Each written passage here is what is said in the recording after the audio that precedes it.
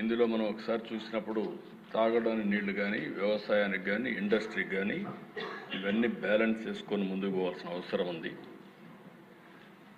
బ్రాడ్గా ఒకసారి ఇది కూడా ఈ ప్రజెంటేషన్ అవసరం లేదా? ఓకే, మీరు వేసేటప్పుడు వేయండి, కానీ ఆ మ్యాప్ వేయండి. ఇక్కడ మనం చూసిన ప్రదేశ రాష్ట్రంలో 40 మేజర్ మైనర్ రివర్స్ ఉన్నాయి మనకు. గోదావరి, కృష్ణ, వంశధార, నాగావళి, పెన్నా ఇలాంటి రివర్స్ అన్నీ చూస్తే నేను ఎప్పుడు కూడా దగ్గర 40 సంవత్సరాలుగా ఈ ఇరిగేషన్ మీద ఎప్పుడప్పుడు మాట్లాడడం, అవకాశం వచ్చినప్పుడు దీన్ని అమలు చేయడానికి బాధ్యత తీసుకోవడం, ఒక మాటలో చెప్పాలంటే అర్థం చేసుకోగలిగితే దాన్ని అమలు చేయడం కూడా ఈజీ అవుతుందనే ఉద్దేశంతో ఈ ప్రాజెక్ట్స్ అన్నీ అధ్యయనం చేశాం.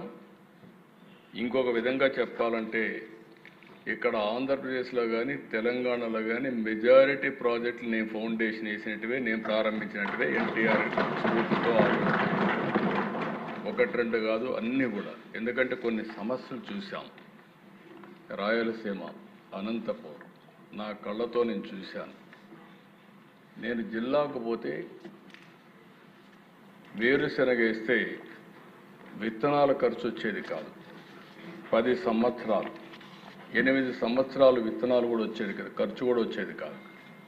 దాంతో నేను పోయినప్పుడు అడిగేవాడు, కనీసం మీరు ఏం చేయకపోయినా పోతారు, కనీసం మాకు ఇన్పుట్ సబ్సిడీ ఖర్చు అయినా సరే మేము వేసిన విత్తనాల ఖర్చు ఏమంటే ఫస్ట్ టైం నేను ఇన్పుట్ సబ్సిడీ రైతులకు ఇచ్చింది అనంతపురం నుంచే ప్రారంభించాను.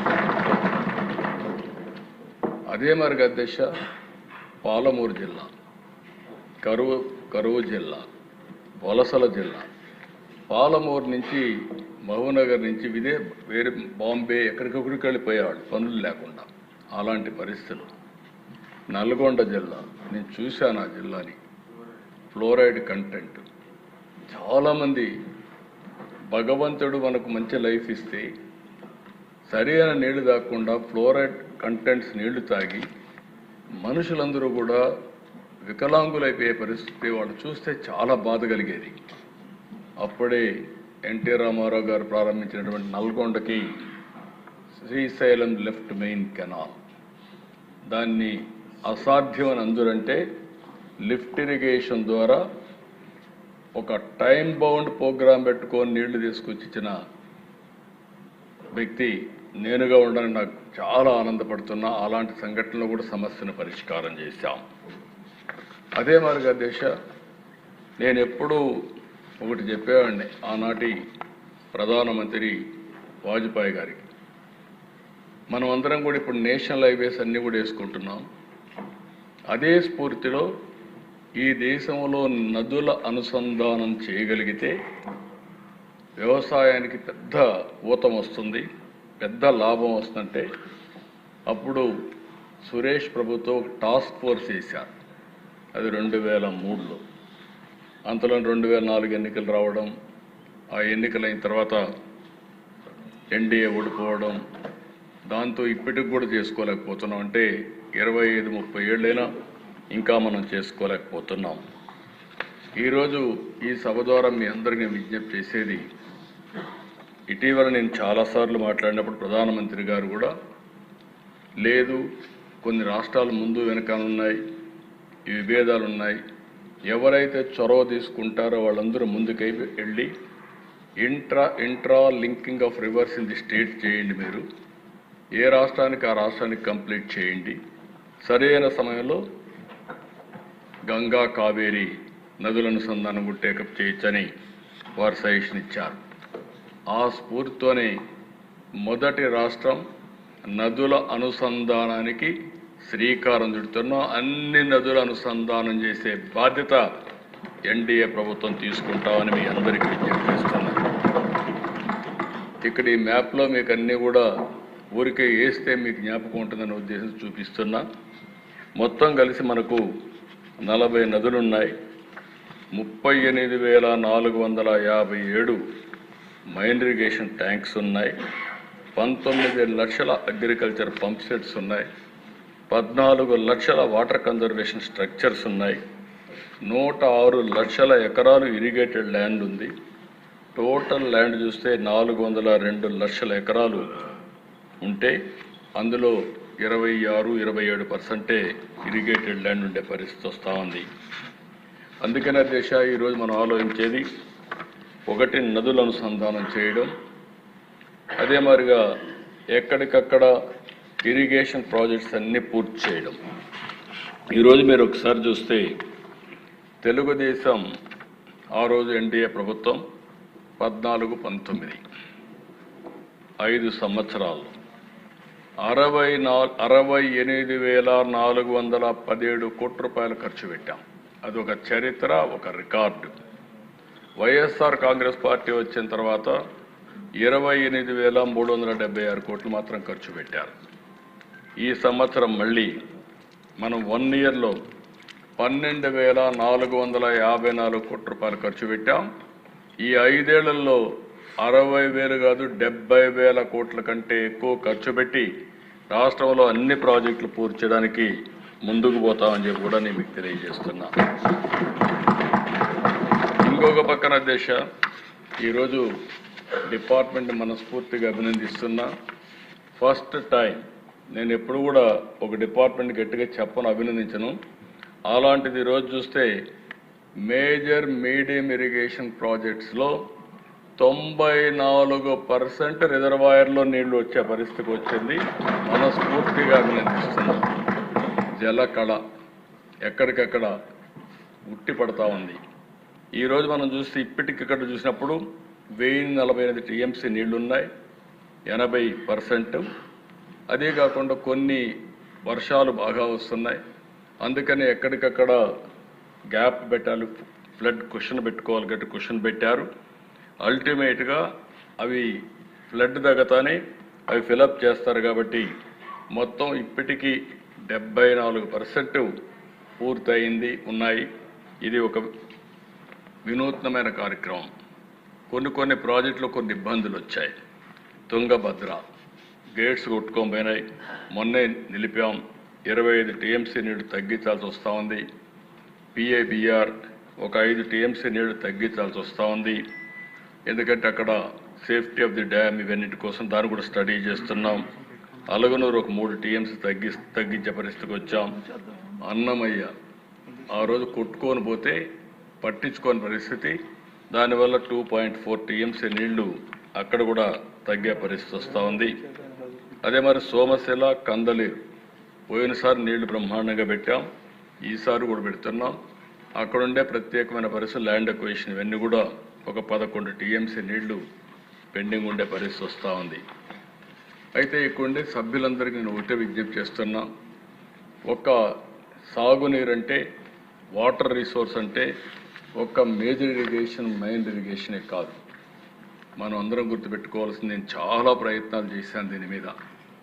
సుదీర్ఘమైన రాజకీయాల్లో మీరు చూస్తే సాగునీటి ప్రాజెక్టుల కింద మేనేజ్మెంట్ కోసం వాటర్